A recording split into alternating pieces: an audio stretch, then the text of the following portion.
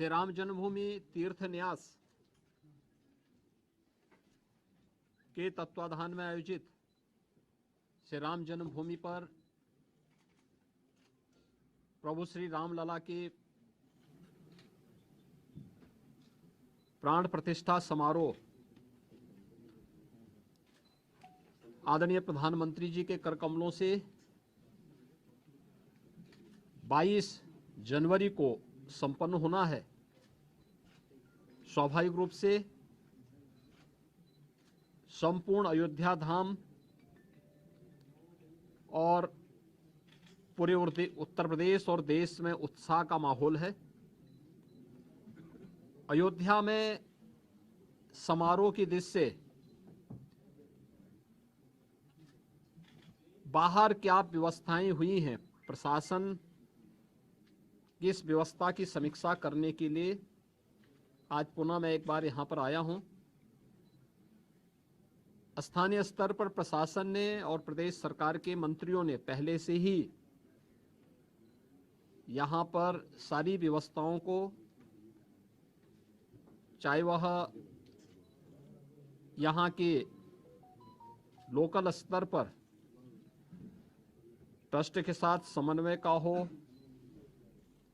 यहाँ की सुविधाओं का हो, ट्रैफिक का है, सुरक्षा का है और अन्य सभी प्रकार की व्यवस्था को बेहतर तालमेल से आगे बढ़ा करके 22 जनवरी के इस ऐतिहासिक पल के कार्यक्रम को पूरी भव्यता के साथ, पूरी दिव्यता के साथ,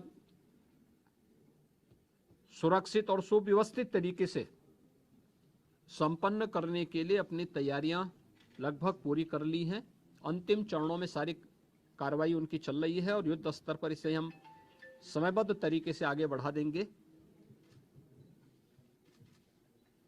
22 के बाद भी श्री राम जन्मभूमि तीर्थ क्षेत्र न्यास के द्वारा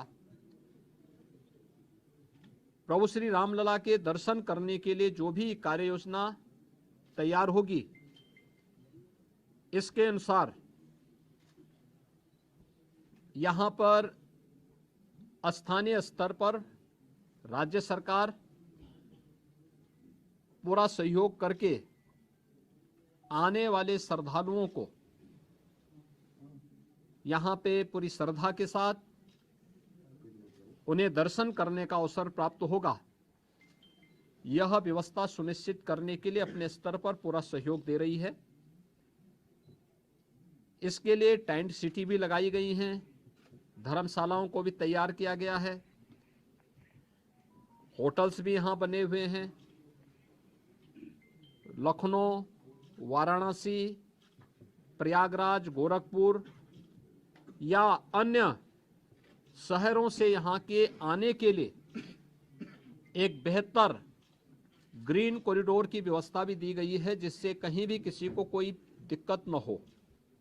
सुरक्षा की पुख्ता व्यवस्था की जा रही है, किसी भी स्तर पर किसी भी श्रद्धालु को दिक्कत न हो, इसके पूरे प्रयास किए जा रहे हैं। अभी से तैयारियां की जा रही हैं क्योंकि हर एक मन में उत्साह है, उमंग है। 5 सदी के बाद ये अवसर आया है तो स्वाभाविक रूप से हर श्रद्धालु इस बात को चाहता है कि मैं भी रामलला का दर्शन करूं। मेरी अपील होगी सभी जनता जनार्दन से कि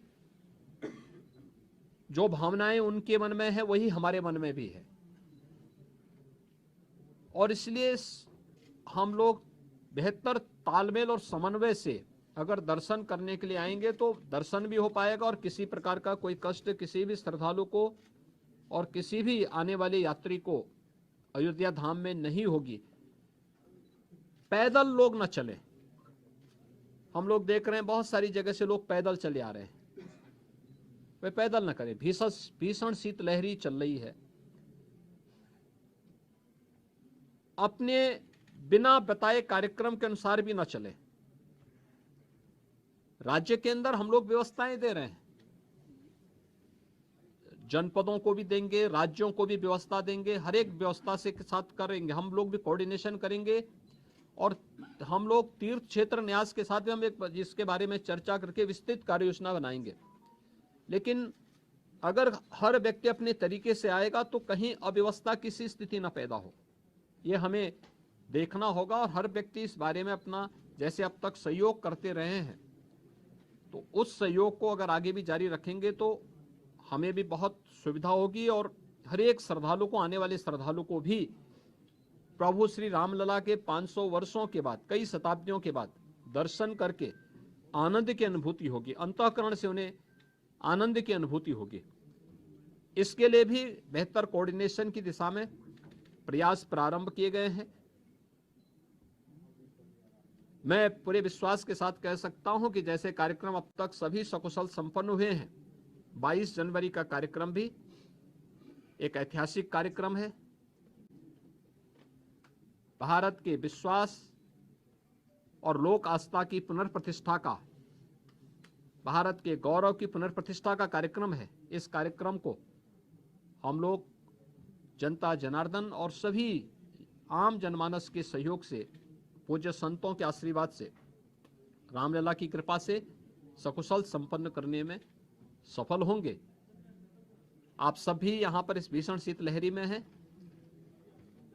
मैं आप सबको भी हृदय से धन्यवाद देता हूँ कि अयोध्या की पल पल की घटनाओं को, पल पल की खबरों को आप देश तक पहुँचा रहे हैं और इस अपील को भी पहुँचाएंगे कि बिना प्रोग्राम के और बिना किसी उसके अगर लोग थोड़ा सा धैर्य रख करके अपनी बारी का इंतजार करने के साथ यहाँ के लिए कार्यक्रम के अनुसार आएंगे तो किसी को भी असुविधा नहीं होगी। इस प्रकार की व्यवस्थाएं यहाँ पर की जा रही हैं और प्रदेश सरकार, स्थानीय प्रशासन इसमें भरपूर सहयोग करेगा।